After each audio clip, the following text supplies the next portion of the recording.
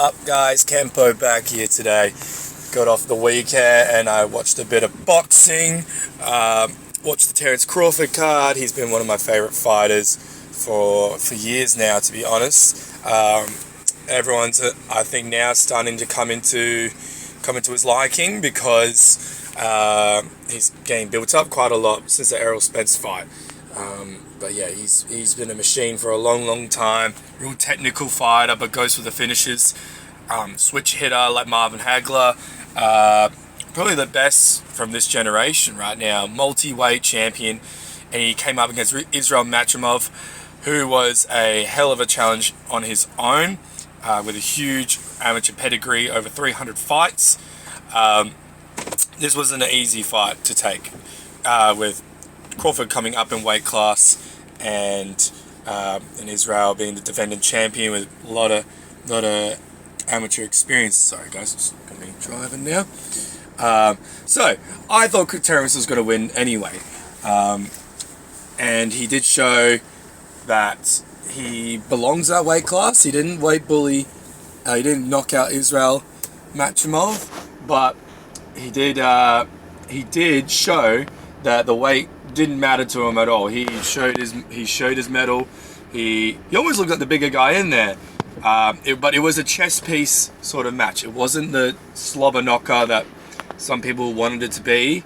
But that's just not how Terence fights. He's a technical fighter and he sets traps. But Israel, with all his amateur pedigree, he knew about the traps. He wasn't going to get played off like that. So at the end of the day, this was kind of what was meant to happen. Hindsight is 2020 and everything, but I wasn't mad. I like watching stuff like that. It just shows how crazy skilled and smart these two are. I did have Terence edging it by a round or two, but it was incredibly close. But the big question really here is Terence Crawford ready for Canelo? The general consensus is saying no, because Canelo is a super middleweight. Terence has just fought up 4 weight classes from his original starting at I think it was at a junior middleweight. So still a couple of weight classes down from Canelo, and he was coming up 4 weight classes already, and he didn't. People are saying, well, he didn't knock him out. He didn't look incredible, so he's not going to be able to even hurt Canelo. That I can see how people think that way, and for sure it makes a lot of sense on paper, but as Usyk proved against Fury, that's an only example I can think of while driving, and there's plenty of other examples. It's about boxing, not weight bullying, which weight bullying does give you an advantage over people, but at the end of the day, who is the best boxer usually wins.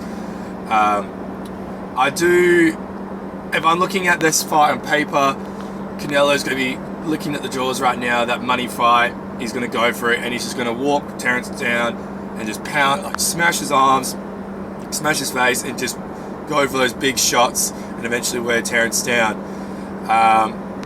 I'm going to be out there and saying I reckon Terence will win by points, because Canelo has shown that if you can take his punches, which I don't know if Terence can so far, but if you can outbox Canelo, who is a walk-forward fighter, Terence can show he can move around the ring, he can set traps, he can get out the way.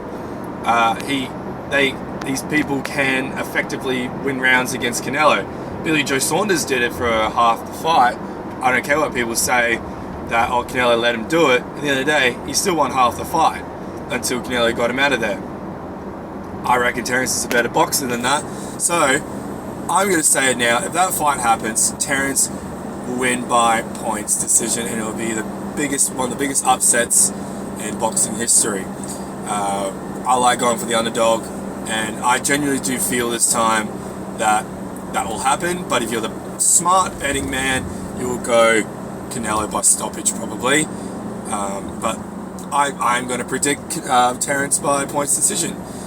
A lot of things going into that, but at the end of the day, that's what I think about that. Let me know what you think about the fight, and I'll catch you in the next video.